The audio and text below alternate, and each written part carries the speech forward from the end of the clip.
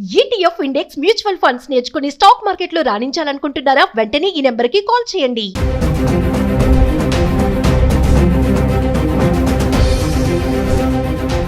నమస్తే, welcome back to Suman TV. ప్రస్తుతం మనతో పాటు ఉన్నారు consumers affairs committee chairman Mandari Krishna Reddy గారు. నమస్తే సార్. నమస్తే అమ్మా. సార్, మన అమెరికా వదిలి మన ఇండియన్స్ చాలా మంది బ్యాక్ వచ్చేస్తున్నారు. మామూలుగా అమెరికా అంటే మనం ఒక వీడియోలో మాట్లాడుకున్నాం, చాలా మంది అక్కడ ఏదో ఒక పని చేసి బతికేద్దామని వెళ్ళిన వాళ్ళు చాలా మంది ఉంటారు. కానీ ఇప్పుడు ఏంటంటే అక్కడ ఉండలేక వచ్చేస్తున్నారు మన వాళ్ళందరూ కూడా. ఇదంతా కూడా ట్రంప్ ఎఫెక్టే అనుకోవచ్చా, ఇంకేమైనా కారణాలు ఉంటాయంటారా? 100% ముందు ట్రంప్ ఎఫెక్ట్ ఎక్కువ భాగం, కొంత భాగం ఏంటంటే ఏ ఎఫెక్ట్ కూడా కొంత ఉందని చెప్పుకోవచ్చు. కానీ ఇప్పుడు మాత్రం ఎక్కువగా ట్రంప్ ఎఫెక్ట్ ఎక్కువ కనపడుతుంది.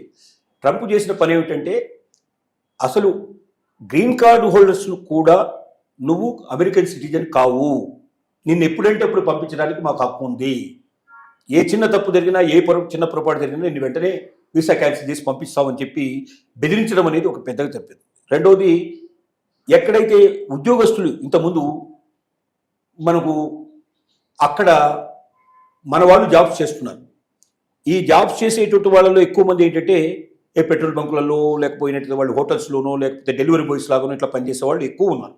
వ్యవసాయ కేంద్రాల్లో పనిచేసే వాళ్ళు చాలా ఎక్కువ మంది ఉన్నారు.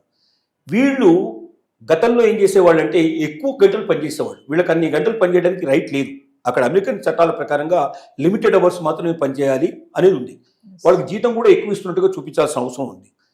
మరి అమెరికన్స్ని పెట్టుకుంటే చాలా ఎక్కువ జీతం ఇవ్వాల్సిన పరిస్థితి ఏర్పడుతుంది. కాబట్టి ఇండియన్ ఆపరేషన్లు పెట్టి వాళ్ళు ఒక రకంగా తక్కువ ఖర్చుతో నడిపించేందుకు ప్రయత్నం చేస్తూ ఉన్నారు వాళ్ళ వ్యాపారాలు. ఇప్పుడు ట్రంప్ తీసుకొచ్చిన చట్టాలన్నీ కూడా చాలా స్ట్రిక్ట్గా ఉండడం వల్ల అలాంటి వాళ్ళని అకామిడేట్ కష్టంగా ఉంది. కాబట్టి అలాంటి వాళ్ళని వెళ్ళిపోవాలని చెప్పి పంపించాల్సిన పరిస్థితి ఏర్పడుతుంది. చాలామందిని వీసాలు ఎక్స్టెండ్ చేసుకుంటూ అక్కడ ఉన్న వాళ్ళు చాలామంది ఉన్నారు. అంటే వీసా లేదు వాళ్ళకి, వాస్తవంగా 6 నెలలకు గడువుకి వెళ్ళారు, కానీ అక్కడ స్థిరపడిపోయారు. అంటే వాళ్ళందరూ కూడా ఒక రకంగా ఇల్లీగల్ ఇమిగ్రేట్స్ కిందనే లెక్క వాళ్ళు. ఇప్పుడు ఇంతకుముందు పెద్దగా ఎవరు పట్టించుకోలేదు. ట్రంప్ కన్నా ముందు ఉన్న వాళ్ళు, బైడెన్ కానీ వాళ్ళు కానీ ఎవరు కానీ పట్టించుకున్న పరిస్థితిలో ఉంది. ఏదో వచ్చారు, ఒకసారి అమెరికా వచ్చారు, ఇక్కడ సెటిల్ అయ్యారు, ఏదో ఒక పని చేసుకొని బతుకుతున్నారు. ఇక్కడి వాళ్ళు కూడా చాలా అవసరం కదా అనే ఉద్దేశంతో దృక్పథంతో నడిచిపోయింది. కానీ ఇప్పుడు ట్రంప్ వచ్చిన తర్వాత అలాంటి వాళ్ళందరినీ ఏరి బయటకు పంపించేస్తున్నాడు. ఆయన పట్టుకొని బలవంతంగా సంకెళ్ళు వేసి పంపించేదానికన్నా మనంతరం మనం వెళితే చాలా బెటరు. అనవసరంగా ఇక్కడ ఉండి ఆ రకమైన అవమానంతో మనం వెళ్ళేదానికన్నా పోవడం చాలా మంచిది. ఎలాగో ట్రంప్ మనం బతకనియడు, 3 ఏళ్ల పాటు వెతికి మనల్ని పట్టుకుంటాడు. తర్వాత కూడా ట్రంప్ మీద విపరీతంగా ఒక రకంగా అంటే 2 రకాలు ఉన్నాయి. వ్యాపారాలు నష్టపోవడం వల్ల కొంతమంది వ్యాపారస్తులు వ్యతిరేకమైనారు. తర్వాత విపరీతంగా ట్యాక్సెస్ వేయడం వల్ల కొంతమంది కస్టమర్స్ అంతా కూడా వ్యతిరేకమైనారు. కానీ మళ్ళీ ఇప్పుడు ఏమైందంటే ట్రంప్ రాజీపడి ఈ ట్యాక్సెస్ అనేటువంటి బాగా తగ్గించేసేసి అందరితో రాజీపడి వాళ్ళు మన దేశం మీద మన దిగుమతుల మీద కూడా వాళ్ళు అమెరికా నుంచి పంపించే వాటి మీద కూడా మనం ట్యాక్స్ తగ్గించేటట్టు చేసుకొని ఆ రకంగా బెనిఫిట్ ఉభయత్రం వచ్చేట్టుగా చేశాడు. మొదట బాగా ఇబ్బంది పడ్డటువంటి అమెరికన్స్ కూడా ఇప్పుడు ఏం గ్రహించారంటే మన అమెరికాకు చాలా మేలు జరిగింది, మన ట్యాక్సెస్ కూడా ఇతర దేశాల్లో మన వస్తువులు ఎక్కువ అమ్ముకునే పాసిబిలిటీ ఏర్పడుతుంది, కాబట్టి మనం ఇండస్ట్రీస్ బాగా డెవలప్ చేసుకోవచ్చు, ఎంటర్ప్రెన్యూర్షిప్ డెవలప్ చేసుకోవచ్చు అనే ఉద్దేశం కూడా ఉన్నారు. కాబట్టి రోజు రోజుకి మళ్ళీ కొంచెం ట్రంప్కు సపోర్ట్ పెరిగే పరిస్థితి ఏర్పడింది. ఈ పరిస్థితుల్లో, ఈ సిచ్యువేషన్స్లో ఇక ట్రంప్ మనల్ని ఎలాగూ ఇక్కడ ఉండనివ్వడు, కాబట్టి మనం జాగ్రత్త పడి ముందే వెళ్ళడం మంచిది. ఎలాగో ఉద్యోగం చేసుకోలేకపోతున్నాం, ఉపాధి చేసుకోకపోతున్నాం, కోల్పోతున్నాం మనం అనేటువంటి ఉద్దేశంతో ఎవరైతే ఇల్లీగల్ ఇమిగ్రేట్స్ ఉన్నారో వాళ్ళందరూ వెంటనే వెనక్కి వచ్చే ప్రయత్నాలు చేస్తున్నారు.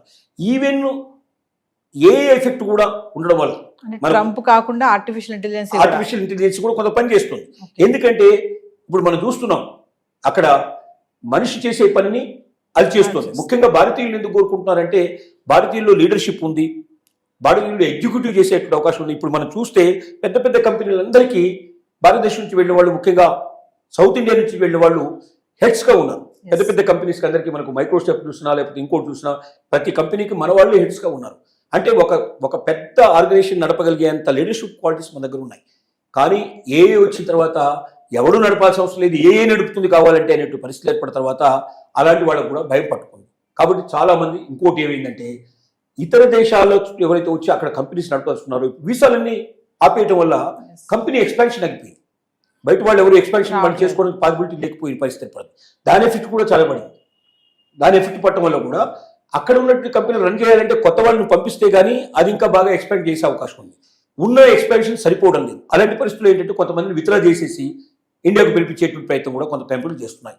ఇలాంటి అన్ని రకాలైనటువంటి ఒత్తిళ్ల వల్ల అక్కడ ఉండడం కన్నా భారతదేశానికి వెళ్ళి ఇప్పటి నుంచి అక్కడ ఏదైనా మనకు ఎంటర్ప్రీనర్షిప్ స్టార్ట్ చేసి మనం ఒక కంపెనీ స్టార్ట్ చేసి ఎంతో కొంత మనం పురోగతి సాధిస్తే వాడు మనల్ని మెడబట్టి బయటికి పంపించేదానికన్నా మనమే పోవడం మంచిదనేటువంటి దృక్పథంతో ఎక్కువ మంది ఖాళీ చేసి ఇండియాకు రావడానికి ప్రారంభించారు. చాలా వందలు కాదు వేల సంఖ్యలో వస్తున్నట్టుగా వార్తలు వస్తున్నాయి. ఇలాంటి పరిస్థితుల్లో కొన్నాళ్ళు పోయిన తర్వాత ఇక అమెరికాలో 100% నేను సేఫ్గా ఉండగలుగుతున్న వాళ్ళు తప్ప మిగతా వాళ్ళు ఎవరు అక్కడ ఉండకపోయినా మనం ఆశ్చర్యపడాల్సిన అవసరం లేదు. అంటే సార్ ముందు ముందు అమెరికా వెళ్ళాలనే ఆలోచనని విరమించుకోవాలంటారా? ఈ 3 సంవత్సరాల పాటు ట్రంప్ ఉన్నంత కాలం, ట్రంప్ ఉన్నంత వరకు. తర్వాత ట్రంప్ రాకపోతే లేదా ట్రంప్ లాంటి వాడే రాకపోతే మనం ఏదైనా చేయగలుగుతాం. అంటే మళ్ళీ బైడెన్ లాంటి వాడు ఇంకొకరు గతంలో ఉండే ప్రెసిడెంట్ల వాళ్ళు ఎవరైనా వచ్చి కాస్త లిబరల్గా ఉండే పరిస్థితి ఏర్పడితే అప్పుడు ఉండొచ్చు. కానీ ట్రంప్ ఉన్నంత కాలం అది సాధ్యం కాకపోవచ్చు అనేది ఇప్పుడు ఉన్నటువంటి పరిస్థితి. అంటే స్టూడెంట్స్ కూడా అంతేనా సార్? అబ్రాడ్ వెళ్ళి చదువుకోవాలనుకుంటారు కదా, అమెరికా వెళ్ళి చదువుకోవాలి, పై చదువులు అనుకున్న వాళ్ళు కూడా ఈ టైంలో వెళ్ళకపోవడం మంచిదంటారా? స్టూడెంట్స్కి పరిస్థితి మరీ ఘోరంగా ఉంది. ఎందుకంటే ఒకటి ఇప్పుడు కొన్ని యూనివర్సిటీస్ని మూసేసే పరిస్థితి తీసుకొచ్చాడు. యూనివర్సిటీ గవర్నమెంట్ డబ్బంతా కూడా పూర్తిగా ఆపేశారు. తర్వాత ఇక్కడి వాళ్ళు ఎవరైనా పార్ట్నర్షిప్లో అక్కడ యూనివర్సిటీలు ఉంటే అలాంటి వాటిని బలవంతంగా వాళ్ళని పార్ట్నర్షిప్ విత్డ్రా చేయించి వాళ్ళని బయటికి పంపించే ప్రయత్నం చేస్తున్నాడు. తర్వాత స్టూడెంట్స్కి వాళ్ళు అక్కడ కొంతకాలం అంటే అయిపోయిన తర్వాత కూడా వాళ్ళు ఉండడానికి ఒక 2-3 ఏళ్ళు ఉండడానికి ఇంతకుముందు అవకాశం ఉండేది. అలా ఉండి వాళ్ళు జాబ్ సెర్చ్ చేసుకోవడానికో లేకపోతే ఇంకా పై చదువులు చదువుకోవడానికో అవకాశం ఉండేది. ఇప్పుడు అది లేదు. నీది అయిపోగానే నీ చదువు అయిపోయిన మరుక్షణం నువ్వు వెంటనే టప్పా కట్టేసుకుని నువ్వు ఇంటికి వెళ్ళిపోమని చెప్పేస్తున్నారు. ఇలాంటి పరిస్థితుల్లో బయట పనిచేయడానికి కూడా స్టూడెంట్ బయటకు వెళ్ళి పనిచేయడానికి వీల్లేదు. ఓన్లీ యూనివర్సిటీ ఆవరణలోనే పనిచేయాలి, బయటకు వెళ్ళి పనిచేయడానికి వీల్లేదు. ఇప్పుడు వాళ్ళు ఇంతకుముందు బయటకు వెళ్ళి పనిచేస్తున్నారు, డెలివరీ బాయ్స్గానో ఏదో పెట్రోల్ బంకులోనో లేకపోతే హోటల్స్లోనో అక్కడ పనిచేస్తున్నారు. ఇప్పుడు ఆ పనిచేసే అవకాశం కూడా వాళ్ళకి కోల్పోయారు.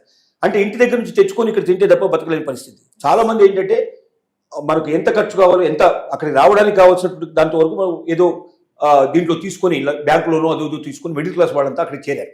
అంటే అక్కడే సంపాదించుకొని మేము బతుకుతాం, అక్కడే చదువుకుంటాం, గొప్పవాళ్ళు అవుతామని ఆశపడ్డారు.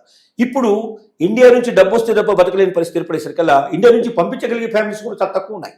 అంటే ఇండియా నుంచి ఎప్పుడైతే పంపించలేకపోతున్నారో అక్కడ ఉండడానికి అవకాశం లేక కొంతమంది వెనక్కి వస్తున్నారు. స్టూడెంట్స్ అలాగే వస్తున్నారు. ఇంకా భవిష్యత్తులో స్టూడెంట్స్ కూడా పెరిగే అవకాశం లేదు. వేరే దేశాలకు వెళ్ళడానికి చాలా మంది ప్రయత్నాలు మొదలుపెట్టారు. అమెరికాను వదిలిపెట్టి వేరే వెస్ట్రన్ కంట్రీస్లో ఎక్కడైతే ఈ అవస్థలు లేవో కొన్ని అక్కడ కూడా ఇప్పుడు ఇంగ్లాండ్ కూడా ఇదే పరిస్థితి తీసుకొచ్చింది. వెస్ట్రన్ కంట్రీస్లో చాలా కంట్రీస్లో మా దేశానికి వచ్చేటప్పుడు 1-2 సార్లు ఆలోచించుకొని చేద్దాం అనేటువంటి అంటే ట్రంప్ విధానాలే మిగతా దేశాలు కూడా ఫాలో అయ్యే ప్రయత్నం చేస్తున్నాయి.